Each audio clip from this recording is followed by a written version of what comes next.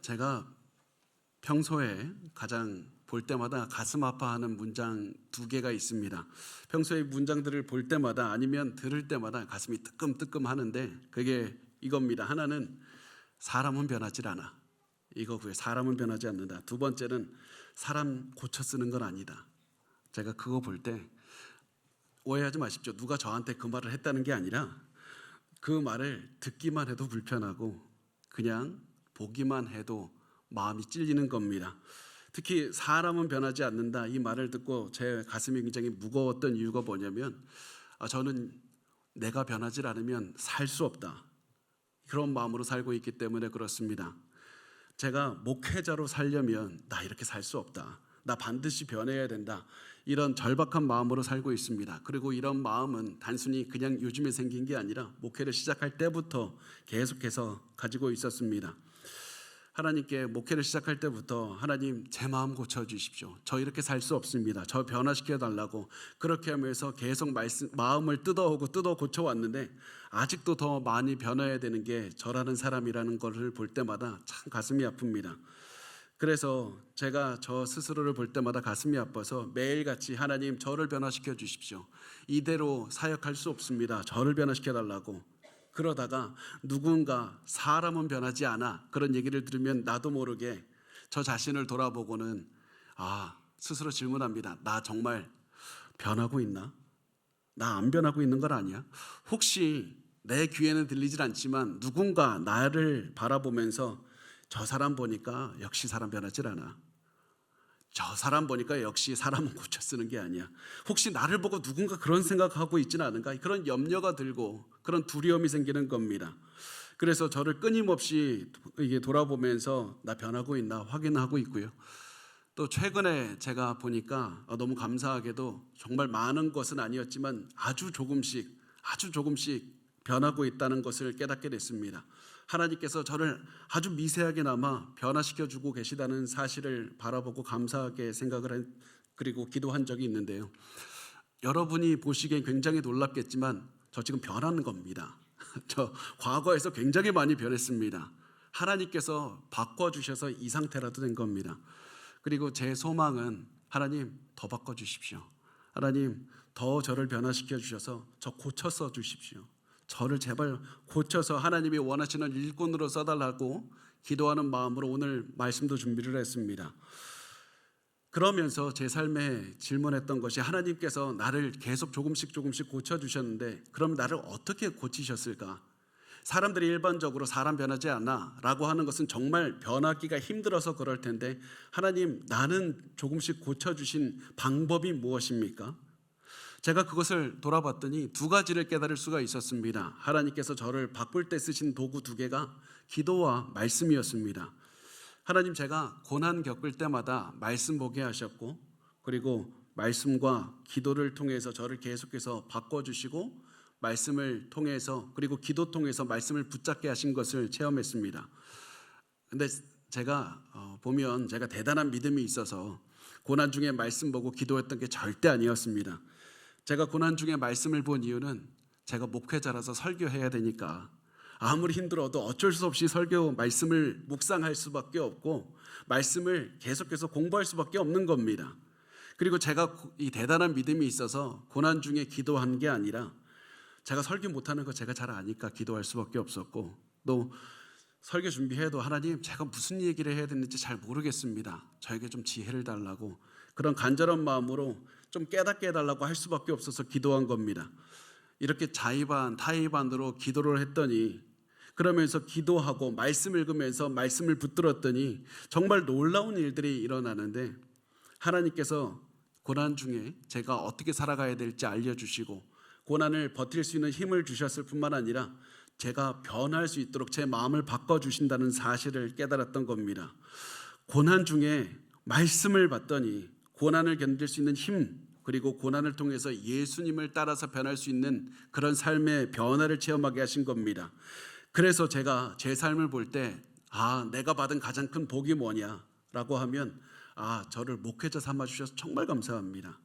저를 평신도로 두셨으면 말씀 안 읽고 기도 안 할 것 같으니까 하나님 저를 목회자로 삼아 주셔서 말씀도 보게 하시고 기도하게 해주셔서 정말 감사하다는 그런 기도를 했습니다. 그래서 저 정말 감사했습니다. 그런데 저는 동시에 그 기도를 하면서 여러분이 염려가 됐습니다. 저는 목회자라서 억지로라도 말씀을 봐야 되는데 억지로라도 말씀을 볼 필요가 없다고 느끼고 그리고 억지로라도 기도할 필요도 느끼지 못하는 여러분이 너무나도 걱정돼서 기도했습니다. 우리의 삶에서 이겨낼 수 있는 유일한 능력은 말씀에서 말씀을 절실하게 붙잡는 것에서 나오는데 우리는 말씀을 붙잡지 않으니까 아무리 고난을 겪어도 내가 변하지 않고 내가 망가지게 되는 겁니다. 내가 말씀을 붙잡아야 되는데 말씀을 붙잡지 않고 말씀을 붙잡지를 못하고 가슴속에 말씀을 넣지를 못하니까 아무리 고난을 겪어도 삶의 변화가 오지 않고 성숙해지지 않고 오히려 더 우리의 가슴은 망가지는 것이고 불안하게 되실 것이고 염려하게 되는 겁니다. 말씀을 붙잡아야 되는데 억지로라도 붙잡지 못하니까 우리의 삶은 자꾸 뒷걸음질 쳐가는 겁니다. 사실 이런 얘기는 교회에서 여러 번 들으셨을 겁니다. 말씀을 붙잡아야 된다. 기도해야 된다. 여러분 교회에서 귀가 아프게 들었을 겁니다. 그런데 중요한 것은 우리가 아무리 그렇게 들어도 말씀을 붙잡고 살지 못하는 데 있는 겁니다. 왜 우리는 그렇게나 많이 들었는데도 우리의 모습은 말씀을 붙잡지 못하고 살아갑니까? 말씀의 가치를 모르기 때문에 그렇습니다. 우리에게 주어진 이 말씀이 얼마나 위대한지 알지 못하기 때문이고 그리고 이 말씀이 얼마나 값어치 있는 것인지 모르기 때문에 말씀을 보지 않는 겁니다. 이 말씀이 죽고 싶어하는 자들에게 살아갈 희망을 주고 너무나도 힘들어서 쓰러져 있는 자들에게 용기를 주는 능력이 된다는 사실을 깨닫지를 못하니까 자꾸 말씀을 멀리하는 겁니다. 가치와 능력을 모르니까 고난당할 때 성경 묵상하자고 하면 다들 싫어하는 겁니다. 성경에 대해서 조금만 더 깊게 나누자고 하면 다들 이렇게 얘기합니다. 복잡합니다. 어렵습니다. 굳이 그것까지 해야 됩니까? 지금 내가 상황이 얼마나 힘든데 지금 말씀을 볼 때입니까? 무슨 말씀을 보고 묵상을 하자는 겁니까? 우리가 말씀을 보지 않고 말씀으로 우리의 삶을 변화시키지 않기 때문에 우리가 고난 속에서 힘들어한다는 사실을 아셔야만 됩니다. 살아가기 위해서 말씀을 붙잡으셔야만 됩니다. 살기 위해서 절실하게 붙잡아야만 됩니다. 어떻게 해서든지 내가 변하기 위해서는 말씀을 붙들어야만 우리가 말씀의 능력으로 살아낼 수가 있는 겁니다. 말씀이 중요합니다. 말씀을 여러분의 머리와 여러분의 가슴에 반드시 새겨 놓으셔야만 됩니다. 그리고 이것이 오늘 바울이 본문에서 강조하는 것입니다. 로마서의 말씀에서 우리가 오늘 나누는 본문에서 바울은 이 사실을 강조합니다. 우리 같이 로마서 3장 1절에서 2절 말씀을 같이 읽겠습니다. 시작. 그런즉 유대인의 나음이 무엇이며 할례의 유익이 무엇이냐? 범사에 많으니 우선은 그들이 하나님의 말씀을 맡았음이니라. 아멘. 그들이 하나님의 말씀을 맡았음이니라. 하나님의 말씀을 맡았다. 바울은 이 말을 강조하는 겁니다. 너희 유대인들은 하나님의 말씀을 맡았다는 것이 중요하다. 바울이 유대인들에게 너희가 말씀을 맡았다고 강조하는 이유를 보면 이렇습니다. 우리가 지금 계속 로마서 강해를 하고 있는데 우리 로마서 1장과 2장에서 나온 내용을 보면 바울은 강조합니다. 유대인이나 이방인이나 똑같은 죄인이다. 특별한 게 없다. 다 죄인이기 때문에 구세주에 대한 믿음이 필요한 것이다. 그래서 율법으로는 구원을 누구든지 얻지 못하고 믿음으로만 은혜로만 구원을 얻는다고 말을 했습니다. 이러면서 바울은 설명을 하는데 바울은 지금 로마서를 쓰고 있을 때가 이미 성경을 가르친 지 20년이 넘은 그런 베테랑이었습니다. 그래서 바울이 이 얘기를 하면 유대인들이 이 말 듣다가 어떻게 반응할 것인지 다 알고 있었습니다. 반박할 말들을 알고 있었기 때문에 바울은 유대인들의 예상 반박문을 생각을 하고 그 질문, 유대인들이 하는 반박 질문을 적고 거기에 대한 자신의 대답을 적는 식으로 이 오늘 우리 본문 이 로마서 3장 1절에서 8절 말씀을 이끌어가고 있습니다. 우선은 그래서 우리가 말씀을 보면 바울의 말을 듣고 이 유대인이나 이방인이나 차이가 없다 이 말을 듣고 유대인들이 할 첫 반박은 이 말이라는 겁니다. 그런즉 유대인의 나음이 무엇이며 할례의 유익이 무엇이냐? 이 말씀 통해서 유대인들이 바울에게 하는 반박은 이겁니다. 요약을 해보면 이렇습니다. 바울, 당신은 유대인이나 이방인이나 동일하게 죄인이라고 말을 합니다. 구원을 얻으려면 율법이 아니라 구원자가 필요하다고 말을 했습니다. 그런데 당신 알다시피 우리 특별한 사람들입니다. 우리 하나님께서 우리 유대인들 선택해 주셨습니다. 그 증거가 뭡니까? 할례 아닙니까? 우리 할례 받았기 때문에 우리 유대인들 모두 하나님께서 구원해 주시리라는 그런 믿음 가지고 살아갑니다. 특별하게 악한 사람이 아니라면 우리 다 심판으로부터 구원받을 겁니다. 그런데 당신은 유대인이나 이방인이나 구원 얻기 위해서는 구원자를 믿는 믿음이 있어야 된다고 말하지 않습니까? 그 말은 하나님이 우리 특별하게 선택하지 않았다는 얘기입니까? 우리 특별하지 않다는 얘기입니까? 하나님 우리에게 특별하게 지금까지 대해 주셨는데 더 이상 특별한 존재가 아니라는 겁니까? 이런 유대인들의 반박에 바울은 대답합니다. 그것이 아니다. 유대인들은 엄청나게 특별한 유익을 받았다. 엄청난 것을 받았다. 그 것에 대해서 바울은 이렇게 얘기를 합니다. 범사에 많으니 우선은 그들이 하나님의 말씀을 받았음이니라. 범사에 많다. 굉장히 많은 유익을 받았다. 특별한 복을 많이 받았다. 그리고 바울은 오늘 본문은 아니지만 유대인들에게 하나님께서 주신 복을 로마서 9장에서 말씀을 합니다. 로마서 9장 4절에서 5절을 보면 그들은 이스라엘 사람이라 그들에게는 양자됨과 영광과 언약들과 율법을 세우신 것과 예배와 약속들이 있고 조상들도 그들의 것이요 육신으로 하면 그리스도가 그들에게서 나셨으니 그는 만물 위에 계셔서 세세의 찬양을 받으실 하나님이시니라. 아멘. 유대인들이 이렇게나 많은 특별한 은혜를 받았다는 겁니다. 그래서 바울은 이 로마서 9장에서 나열되는 말들을 3장에서도 똑같이 나열할 수 있었습니다.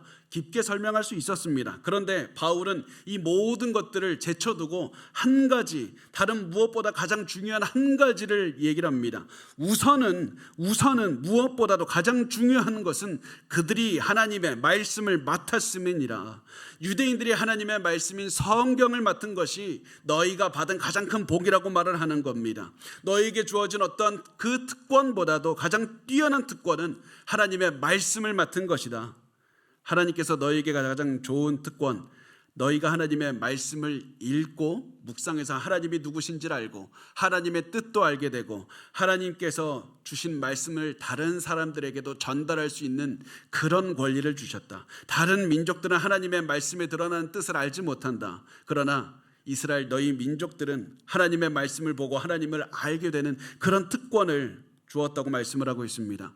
여러분, 근데 지금 바울이 말하는 것은 단순히 그냥 속삭이고 있는 게 아닙니다. 침착하게 그냥 단순하게 아무렇지도 않게 무뚝뚝하게 말하는 게 아닙니다. 지금 바울은 하나님의 말씀을 받은 것이 엄청난 특권이라고 외치고 있는 겁니다. 바울은 지금 너희가 이렇게 중요한 말씀을 받았다고 소리치고 있는 것입니다. 말씀이 중요하다고 절규하고 있는 겁니다. 왜냐하면 유대인들은 이것이 얼마나 큰 특권인지, 그렇게 깊은 특권인지를 깨닫지 못했기 때문에 그렇습니다. 이들은 그 특권의 깊이, 특권에 대한 엄청난 자신들에게 주어진 것이 얼마나 큰 건지를 모르고 간과했습니다. 게다가 이들이 간과한 또 하나가 무엇이냐면 엄청난 특권에는 엄청난 책임도 뒤따른다는 사실을 간과한 겁니다. 말씀을 받은 특권에는 말씀대로 살아야 되는 책임도 따르는 것이었습니다. 말씀을 읽고 말씀을 기억하고 말씀을 묵상하는 특권 뒤에는 말씀을 그대로 다른 사람들에게 전해야 되고 말씀을 살아내야 되는 책임도 따르는 것이었습니다. 그런데 이런 유대인들은 특권을 낭비했고 책임을 낭비했던 겁니다. 이것이 엄청난 비극이었습니다. 그리고 그런 비극은 그 당시에만 있었던 것이 아니라 지금 이 시간에 우리 이 교회 안에서도 똑같이 벌어지는 게 비극인 겁니다. 우리 그리스도인들도 똑같은 특권을 받았습니다. 하나님의 말씀을 깨닫는 특권을 받았습니다. 이렇게 우리가 한자리에 모여서 하나님의 말씀을 강독하고 말씀의 뜻을 이해하고 말씀의 뜻을 우리의 삶에 적용하는 기회가 온다는 것은 엄청난 특권이고 우리에게 주신 하나님의 선물인 겁니다. 우리에게도 하나님께서 말씀을 주시고 그래서 말씀대로 살 수 있는 하나님의 뜻을 알 수 있는 특권이 있지만 동시에 하나님의 말씀을 묵상해서 하나님의 말씀대로 그대로 살아나야 되는 책임이 있고 이것을 다른 사람들에게 전해야 되는 책임이 있는 겁니다. 그래서 하나님께서 우리에게 말씀을 주셨다는 사실은 우리에게 큰 복인 동시에 우리에게 주어진 엄청난 책임이라는 사실을 아셔야만 됩니다. 우리는 그 어떤 복보다도 가장 큰 복, 하나님의 말씀을 받은 복이 있고 우리는 그 말씀대로 살아가야 되는 책임이 있는 겁니다. 말씀을 따라서 우리가 변할 수 있고 고난 중에 말씀을 따라 살아갈 수가 있고 그리고 그 말씀을 따라서 다른 사람들을 이끌 수 있는 책임이 있는 겁니다. 우리가 이 특권, 이 책임을 절대로 낭비해서는 안 됩니다. 하나님이 주신 이 귀한 선물을 절대로 낭비해서는 안 되고 우리가 하나님의 말씀대로 살아가면서 하나님의 뜻을 실천해야 되는 그 책임을 지셔야만 됩니다. 그것이 없으면 하나님께 인정받는 삶을 살지를 못합니다. 그것이 얼마나 큰 가슴 아픈 일인지 여러분이 꼭 깨달으셨으면 좋겠습니다. 우리는 사실은 이렇게 전했을 때 사람들은 우리 특히 교회에서는 어떠한 반박의 여지도 보이지 않습니다. 뭐 당연한 말 아닙니까? 그런데 바울 시대에 이 바울의 말을 듣는 유대인들은 반박했을 겁니다. 아니 나 그거 동의하지 못한다고 했을 겁니다. 그리고 바울도 그 사실을 알고 유대인들의 예상되는 반박 질문 두 번째 반박을 하게 됩니다. 그것이 3절과 4절에서 나옵니다. 우리 같이 읽겠습니다. 시작. 어떤 자들이 믿지 아니하였으면 어찌하리요? 그 믿지 아니함이 하나님의 미쁘심을 패하겠느냐? 그럴 수 없느니라. 사람은 다 거짓되되 오직 하나님은 참되시다 할지어다. 기록된 바 주께서 주의 말씀에 의롭다함을 얻으시고 판단받으실 때 이기려 하심이라 함과 같으니라. 아멘. 유대인들의 반박문을 요약하면 이렇습니다. 하나님께서는 이스라엘과 특별한 언약을 맺어주셨다. 하나님께서는 아브라함과 언약 맺으시면서 하나님께서 이 자손들에게도 같이 언약을 맺어주신 것이다. 그런데 한번 생각을 해보자. 유대인들이 질문합니다. 만약에 어떤 유대인들 율법도 어기고 당신이 말한 대로 구원자 예수도 믿지 않는다. 그래서 하나님께서 이 사람을 구원하지 않으신다면 그거 잘못된 거 아니냐? 하나님께서 약속 어긴 것 아니냐? 아브라함과 한 약속 그거 하나님께서 어기신 것 아니냐? 그런 거는 말도 안 된다. 하나님께서는 반드시 약속을 지키시는 분이다. 하나님께서는 과거에 이스라엘을 구원하시기로 약속하셨으니까 우리 유대인들은 무조건 구원받아야 된다. 우리 유대인들은 큰 하자가 없는 이상은 다 심판으로부터 구원받을 것이다. 그러니 바울 당신의 말은 틀린 것이다. 이렇게 이야기를 할 수가 있습니다. 그렇지만 바울은 그 얘기를 듣고 아니다. 당신들이 잘못 알고 있는 것이다. 분명히 하나님께서는 유대인들과 언약을 맺어주셨는데 이 언약은 양날의 검과 같은 겁니다.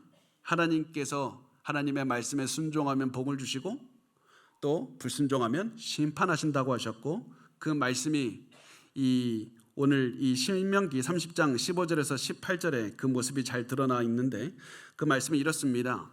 보라 내가 오늘 생명과 복과 사망과 화를 내 앞에 두었나니 곧 내가 오늘 내게 명령하여 내 하나님 여호와를 사랑하고 그 모든 길로 행하며 그의 명령과 규례와 법도를 지키라 하는 것이라. 그리하면 내가 생존하며 번성할 것이요 또 내 하나님 여호와께서 내가 가서 차지할 땅에서 내게 복을 주실 것임이니라.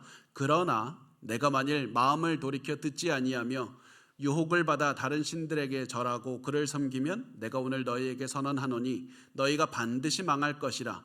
너희가 요단을 건너가서 차지할 땅에서 너희의 날이 길지 못할 것이니라.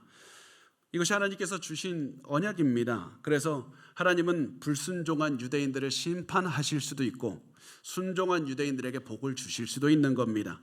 유대인들을 심판하든 복을 주든 하나님께서는 약속을 지키시는 것이고 의로운 것이다. 하나님은 하나님의 의로우신 뜻을 이루시는 위대하신 분이다. 그렇게 말을 합니다. 그런데 여기서 우리가 잘 봐야 됩니다. 바울이 단순히 이 모세가 단순히 이 하나님께서 순종하는 사람에게 복 주고 그냥 불순종하는 사람에게 저주한다. 그러니까 그냥 하나님께서 무뚝뚝하게 너 말 들으려면 듣고 말라면 말하라 이렇게 말을 하고 있는 부분이 없습니다. 성경에서는 하나님께서는 우리가 하나님의 말씀을 듣고 순종하는 것을 기뻐하시는 하나님입니다. 사랑과 은혜의 하나님입니다. 그래서 하나님께서는 단순히 네가 들으려면 들고 말려면 말라고 말씀하시는 것이 아니라 하나님께서는 백성들에게 너는 하나님께 순종하는 선택을 해야 된다. 하나님께 순종하는 선택을 해서 생명을 선택하라고 말씀하십니다. 말씀을 하는 겁니다. 그래서 오늘 성경 신명기서는 하나님의 마음을 이렇게 표현을 합니다. 신명기 30장 19절에서 20절을 보면 내가 오늘 하늘과 땅을 불러 너희에게 증거를 삼노라. 내가 생명과 사망과 복과 저주를 내 앞에 두었은즉 너와 내 자손이 살기 위하여 생명을 택하고 너 하나님 여호와를 사랑하고 그의 말씀을 청종하며 또 그를 의지하라. 그는 내 생명이시요 내 장수이시니 여호와께서 내 조상 아브라함과 이삭과 야곱에게 주리라고 맹세하신 땅에 내가 거주하리라. 너는 살기 위해서 생명을 택해야 된다. 살기 위해서 생명을 택하라. 여러분, 이 말을 통해서 드러나는 모세의 간청을 들으셔야만 됩니다. 하나님의 뜨거운 마음을 들으셔야만 됩니다. 그리고 여러분, 우리는 오늘 로마서 본문을 통해서 바울이 전달하고 있는 이 마음을 보셔야만 됩니다. 하나님께서는 지금까지 너희 유대인들에게 말씀 주시지 않았느냐? 단순히 그래서 말씀 들으려면 들고 말려면 말라가 아니라 너희가 지금 너희의 죄를 깨닫고 잘못 살고 있으면 지금부터라도 회개해서 돌이켜야 된다. 살기 위해 말씀을 붙잡아야 되고 살기 위해 예수를 믿어야 되고 살기 위해서 너희가 이제부터는 예전의 길을 버려야 된다. 바울은 회개해서 살아가야 된다. 하나님의 뜻을 붙잡으라, 말씀을 붙잡으라건 그런 하나님의 뜻을 전달하기 위해서 4절에 시편 말씀, 다윗이 했던 시편 말씀을 인용합니다. 다윗이 했던 회개 기도를 인용하는 겁니다. 이 회개 기도는 시편 51편에 다윗이 밧세바를 성폭행하는 끔찍한 죄를 저지른 다음에 다윗이 하나님 앞에 자신의 죄를 회개하기 위해서 쓴 시입니다. 다윗은 이때 이렇게 기도합니다. 주께서 주의 말씀에 의롭다함을 얻으시고 판단받으실 때에 이기려 하심이라 함과 같으니라. 다윗이 이 고백을 통해서 하는 말은 이겁니다. 하나님, 내 죄가 너무 많습니다. 그러니까 하나님 저를 처벌하셔도 저 아무런 할 말이 없습니다.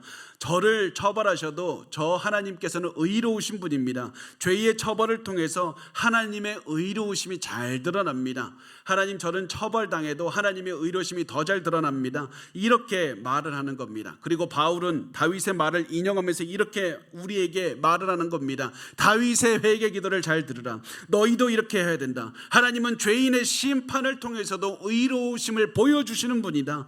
그러나 하나님은 말씀을 순종하는 자에게 복도 주시는 분이고 불순종하는 심판하시는 분이라는 사실을 기억하고 우리가 해야 될 것, 회개하라. 지금이라도 늦지 않았다. 너가 지금 이 말씀을 듣고 있는 것이 무엇이냐? 하나님께서 아직도 너희에게 기회를 주고 계시다는 증거가 아닌 것이냐? 하나님께서는 어떻게 해서든지 의로운 뜻을 이루시는 분이니 이제 의로운 분 앞에 너희가 보여야 되는 반응은 회개하는 반응을 보이는 것이 중요하다. 죄를 지은 너희가 회복하기 위해서 지금 해야 되는 것, 회개다. 다윗이 가슴을 부여잡고 죄를 회개했듯이 너도 다윗처럼 회개하며 하나님께로 돌아가야 된다고. 그러면 하나님께서 받아주실 것이다. 은혜의 하나님께서 너를 인정해 주실 것이다. 이러면서 바울은 일부러 다윗의 기도를 통해서 하나님의 뜻을 설명을 했습니다. 그런데 이 말을 듣고 유대인들은 그치지 않을 겁니다. 유대인들은 여기서 그치지 않고 할 말들이 더 있었습니다. 세 번째 질문, 세 번째 반박이 있었습니다. 바울 당신은 하나님이 죄를 심판하시면 하나님의 의가 드러난다고 했습니다. 죄인의 죄를 심판하시면 하나님의 의가 드러납니다. 그러면 결과적으로 하나님이 더 많은 죄를 심판하시면 하나님의 더 많은 의가 드러나겠네요.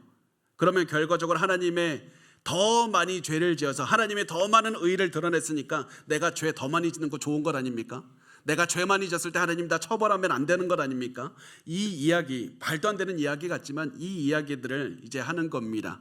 그것이 로마서 3장 5절에서 6절 말씀에 나옵니다. 그러나 우리 불의가 하나님의 의를 드러나게 하면 무슨 말 하리요? 내가 사람의 말하는 대로 말하노니 진노를 내리시는 하나님이 불의하시냐? 결코 그렇지 아니하니라. 만일 그러하면 하나님께서 어찌 세상을 심판하시리요? 아멘. 여러분 좀 복잡하죠? 우리 유대인들은 우리는 특별한 민족이기 때문에 하나님께서 우리 심판하지 않는다고 생각을 한 겁니다. 그런데 바울이 유대인들도 심판받는다. 그래서 유대인들의 바울에게 이렇게 질문을 하는 겁니다.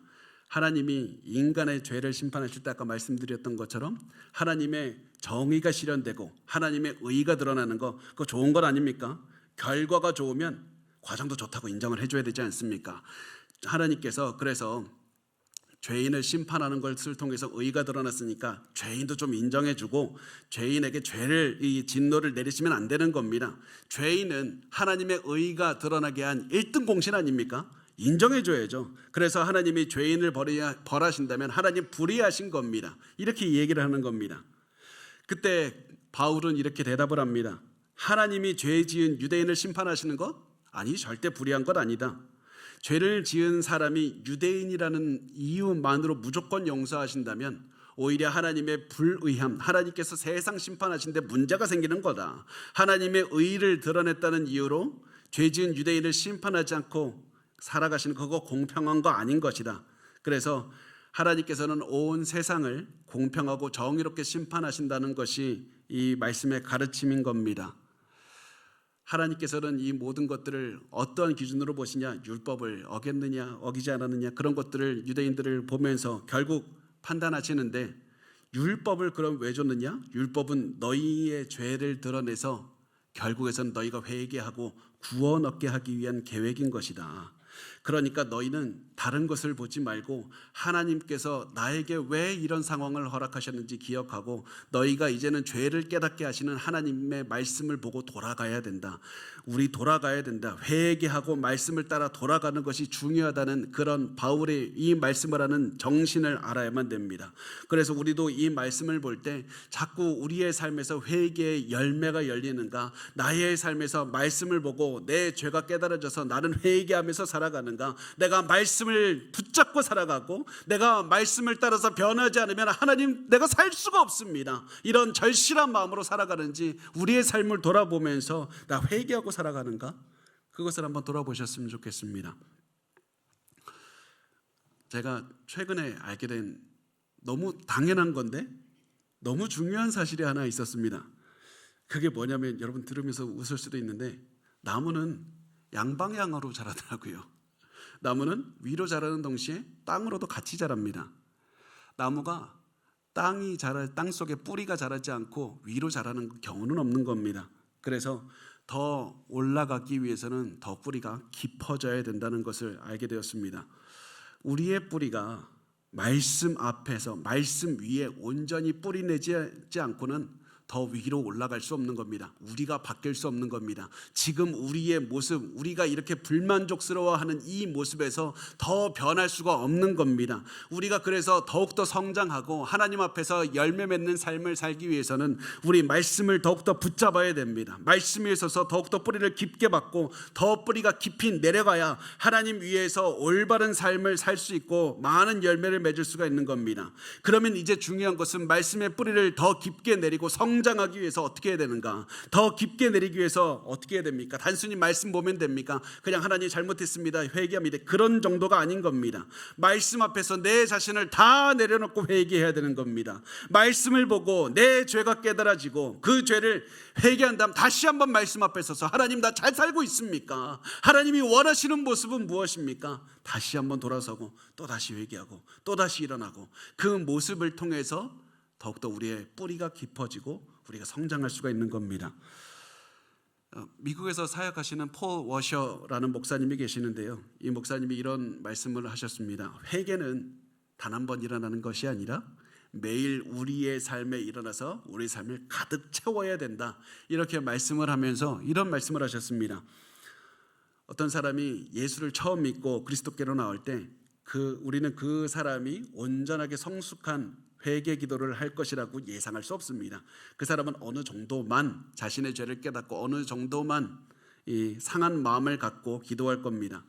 그런데 중요한 것은 그 사람은 앞으로 구원받은 후에도 회개 안에서 계속해서 성장해 나갈 겁니다. 그 사람의 회개는 날이 갈수록 깊어질 것이고 회개 안에서 계속해서 성장하는 인생을 살게 될 겁니다. 이것이 우리가 바로 살아가야 되는 인생의 모습입니다. 하나님께서 우리에게 말씀을 통해서 정답이 무엇인지 알려주시고 말씀을 통해서 심판에 대해서 말씀하시는 그 모든 이유는 우리가 회개하고 돌아가기 위해서 그러시는 겁니다. 우리가 그리고 이 회개의 마음을 평생 간직하기를 원하시는 겁니다. 하나님은 우리가 하나님 나는 할 수 없습니다, 상한 심령을 갖기를 원하십니다.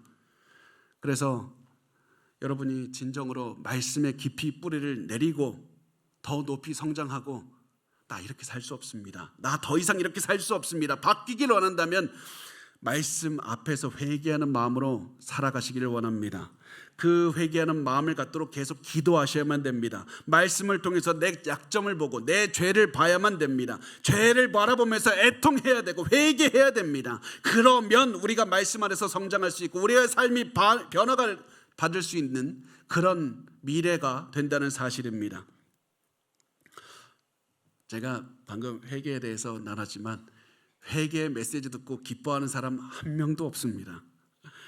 죄에 대해서 말을 하고 회개에 대해서 말을 한다는 건 그거 밖에서도 인기 없는 얘기인데 교회 안에서도 인기 없는 얘기입니다. 사람들 굉장히 싫어합니다. 그래서 한 목사님께서 이렇게 말씀하시는 걸 들었습니다. 만약에 교회 안에서 사람들을 많이 끌어모으고 싶고 인기 얻고 싶고 또 책 써서 책 많이 팔고 싶으면 자존감에 대한 얘기 하십시오. 그리고 나를 공격해오는 역경에 대해서 그런 주제에 대해서만 얘기를 하면 된다고 말합니다. 자존감이 나쁘다는 얘기가 아니라 밖에서 오는 고난에 대해서 얘기하는 게 나쁘다는 얘기가 아니라 그 이야기만 하게 된다는 겁니다. 그래서 그런 이야기만 우리가 좋아하기 때문에 우리가 찬양을 불러도 산을 넘고 물을 건너고 태풍을 이겨내고 밖에서부터 우리를 공격하는 그런 이야기들만 우리의 찬양을 부르고 우리가 기도하게 되고 그런 메시지만 나누는 겁니다. 그런데 우리가 이런 모든 메시지도 나눠야 되지만 나누지 않는 것, 우리에게 가장 중요한 핵심, 우리의 수많은 고난보다 가장 넘어가야 되는 가장 핵심은 무엇이냐면 밖에서 부는 바람이 아니라 내 안에서 불어보는 죄의 바람입니다. 죄의 문제가 바로 넘어가야 되는 겁니다. 우리가 가진 가장 큰 문제는 밖에 있는 역경이 아니라 내 마음속에서 나를 끊임없이 흔드는 죄의 모습인 겁니다. 그리고 우리가 반드시 인식해야 될 것은 우리의 가슴 속에 있는 이 죄를 이길 힘은 우리에게는 없다는 겁니다. 아무리 결단하고 아무리 노력해도 우리는 죄를 이길 힘이 없습니다. 죄를 이길 힘이 어디 있습니까? 오직 하나님의 은혜에서만 찾을 수가 있습니다. 예수 그리스도를 믿는 믿음으로서만 찾을 수가 있습니다. 예수 그리스도의 은혜에 의지하면 내게 죄를 이길 수 있는 힘을 주신다는 사실입니다. 그래서 우리에게 지금 가장 필요한 것, 죄의 모습을 넘어가고 회개하면서 하나님께 나아갈 수 있기 위해서 우리에게 가장 절실하게 필요한 것은 예수를 믿는 믿음뿐이고 하나님의 은혜밖에 없는 겁니다. 하나님의 은혜가 우리를 가득 덮어서 우리가 죄를 이길 수 있도록 해주시는 겁니다. 이렇게 말을 하고 우리 같으면 가만히 있을 텐데 바울은 또다시 반론을 제기합니다. 이 반론은 아까 우리가 무엇을 나눴습니까? 하나님이 악한 것을 심판함으로써 의로움이 드러난다면 하나님은 굉장히 악한 것을 심판하실 때 더 큰 의로움이 드러난다. 그러면 우리 마음껏 죄를 짓자. 이런 말을 했고 이 말을 조금 더 다르게 해서 표현을 한 것이 7절과 8절입니다. 우리 마지막으로 같이 읽겠습니다. 시작. 그러나 나의 거짓말로 하나님의 참되심이 더 풍성하여 그의 영광이 되었다면 어찌 내가 죄인처럼 심판을 받으리요? 또는 그러면 선을 이루기 위하여 악을 행하자 하지 않겠느냐? 어떤 이들이 이렇게 비방하여 우리가 이런 말을 한다고 하니 그들은 정죄받는 것이 마땅하니라. 아멘. 이 말씀을 통해서 우리가 바울에게 대항했던 사람들이 했던 또 다른 말도 하나 유추할 수가 있는데 그게 뭐냐면 우리가 예수를 믿어서 모든 죄가 용서받는다면 그거 좋은 것 아니냐? 그러니까 우리 마음껏 죄 짓자. 그러면 하나님 예수 믿어서 더 많은 죄 용서받을 것이고 예수님의 더 많은 은혜가 드러날 것이고 예수님의 더 많은 영광이 드러날 것이다. 그러면서 이 사람들이 비아냥거리면서 얘기를 하는 겁니다. 우리는 구원받은 사람들 예수 믿었으니까 더 많은 죄를 용서받을 수 있도록 미친 듯이 죄를 짓자. 이렇게 얘기를 하는 겁니다. 그런데 우리 이것이 사실입니까? 이게 맞습니까? 말도 안 되는 거 잘 알고 있습니다. 왜냐하면 구원받은 사람들의 삶의 모습은 죄를 짓지 않으려고 노력한다는 것을 우리가 알고 있기 때문에 그렇습니다. 하나님의 은혜로 구원받은 사람은 앞으로는 죄를 피하고 내 속 안에 있는 죄의 모습을 어떻게 해서든지 극복하고 거룩하게 살려고 노력하는 것이 우리의 삶의 모습인 겁니다. 그래서 우리는 계속해서 예수님을 닮은 모습으로 변하기를 꿈꾸면서 달려가는 겁니다. 그러기 위해서 더욱더 말씀을 읽습니다. 더욱더 기도하는 마음으로 말씀을 붙잡으면서 우리의 죄의 모습이 있으면 회개하고 우리의 삶의 모습을 변화하면서 살아가고 있게 되는 겁니다. 그래서 우리에게 지금 중요한 것은 나에게는 그 구원받은 사람의 삶의 모습이 드러나는가? 나는 그냥 복음과 상관없이 회개와 상관없이 말씀과 상관없이 그냥 교회에 나오니까 그냥 일주일에 한 번씩 교회에 나와서 내가 그냥 찬양하고 때로는 노래를 부르면서 눈물도 흘리고 기도를 하면서 내가 가슴이 벅차올랐으니까 그냥 그것으로 안심하고 살아가는 것은 아닙니까? 우리의 삶에 구원받은 열매가 열려 있는지 그것을 꼭 보셔야만 됩니다. 제가 설교를 시작할 때 하나님께서 제 삶을 변화시켜 주셨고 말씀과 기도를 변화시켜 주셨다는 말씀도 드렸습니다. 근데 제가 한 가지 말씀 안 드린 게 있습니다. 하나님께서 저를 변화시켜 주셨던 도구가 하나가 더 있는데 그게 뭐냐면 눈물입니다. 눈물이 흘렀습니다. 하나님께서 제가 고난 중에 말씀을 볼 때 제 가슴을 굉장히 아프게 하셨습니다. 고난 중에 말씀을 보니까 고난을 통해서 드러나는 저의 분노, 저의 모든 정욕들, 모든 악한 마음 이런 것들이 다 드러났습니다. 악하고 교만하고 더러운 마음들이 다 드러나니까 하나님 나 이렇게 살지 못하겠습니다. 나 이것이 고난보다 내 가슴 속에 있는 더러운 것 때문에 참을 수가 없습니다. 내가 이런 죄를 더 이상 반복하지 않게 해달라고 눈물을 흘리면서 매달리면서 기도했습니다. 내가 아무리 이런 모습을 살고 싶지 않아도 나 이렇게 살고 싶지 않은데 내가 결단한다고 해서 내가 바꿀 수가 없습니다. 나 이런 모습 더 이상 살고 싶지 않습니다. 나 변하고 싶습니다. 그런데 나 방법이 보이지 않으니 하나님께 기도합니다. 하나님 나를 변화시켜달라고 울면서 기도했습니다. 그랬더니 하나님께서 조금씩 변화시켜 주셨던 겁니다. 그리고 더 놀라웠던 사실이 제가 그렇게 기도할 때 하나님 너 왜 그렇게 살지 못했냐고, 너 왜 이렇게 더럽게 살았냐고 저를 책망하는 게 아니라 제 마음을 안아주시고 조금씩 바꿔주시고 저를 인도해 주셨던 것이 하나님 아버지의 사랑이었습니다. 저는 그래서 그런 저의 모습을 볼 때 놀랄 수밖에 없는 겁니다. 제가 변한 모습을 볼 때 하나님의 은혜에 놀랄 수밖에 없는 겁니다. 그리고 제가 더 놀라운 사실이 무엇인지 아십니까? 제가 지금 이 자리에 서 있는 게 가장 놀라운 겁니다. 하나님께서 나를 변화시켜 주신 다음에 그 나를 변화시켜 주신 능력의 말씀을 여러분에게 선포하고 있는 게 너무 놀라운 겁니다. 나를 살려주시고 내게 새 삶을 살게 해주신 이 말씀을 여러분에게 전하고 있는 겁니다. 인생의 고난을 당하고 계신 여러분들에게 이 말씀을 전하고 있다는 게 저에게는 가장 놀라운 일입니다. 제가 저의 삶을 볼 때 저는 다른 대단한 목사님들이 가지고 있듯이 어떤 위대한 기적의 이야기 그런 것들을 체험하지는 못해서 그런 이야기들은 제가 할 수 있는 게 없습니다. 그렇지만 제게 있는 것은 바로 하나님 말씀 때문에 제 인생이 변한 이야기는 있습니다.